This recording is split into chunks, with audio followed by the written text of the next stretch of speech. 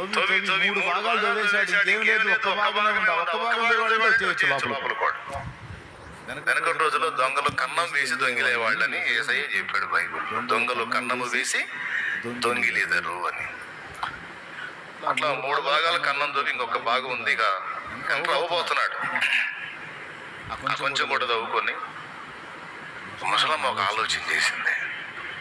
అప్పుడు 3:30, 4 అయింది. బాగా నిద్రసాం అనుకోండి.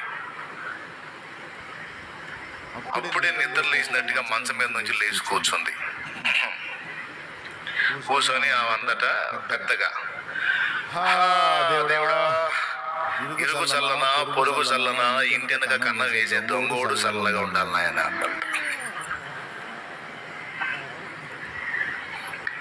వాడి గడ్డపార ఆపేశాడు.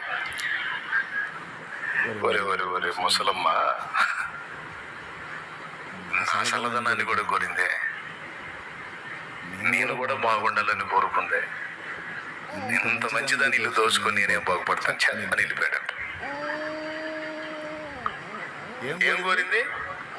తన గురించి కోరలా. పెద్దోళ్ళ కథలు ఎలా ఉంటాయో చూడండి, జ్ఞానంతో కూడిన కథలు. దేవుడా, ఇంటికి వచ్చి పడ్డాడు, దేవుడా దేవుడు అల్లా.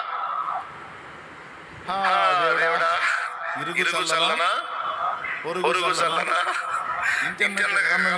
దొంగోడు చల్ల.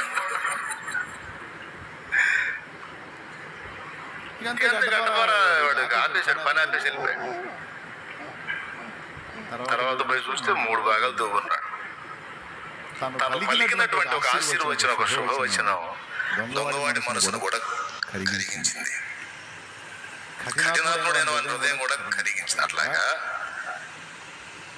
పరోపకారార్థం ఇదం శరీరమని, పరుల మేలు కోరేవాడిని దేవుడు దీవిస్తాడు, పరుల ఆశీర్వాదాన్ని కోరేవాడిని ఎప్పటికైనా దేవుడు దీవిస్తాడు.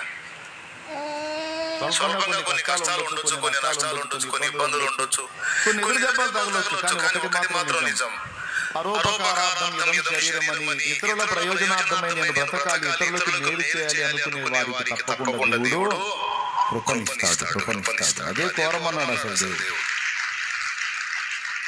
కాబట్టి ఇప్పుడు మనం విజ్ఞాపన అనే దానిలో మొట్టమొదట గుర్తు పెట్టుకోవాల్సింది ఏంటి? ఇతరుల కొరకు దేవుని అడుగుట.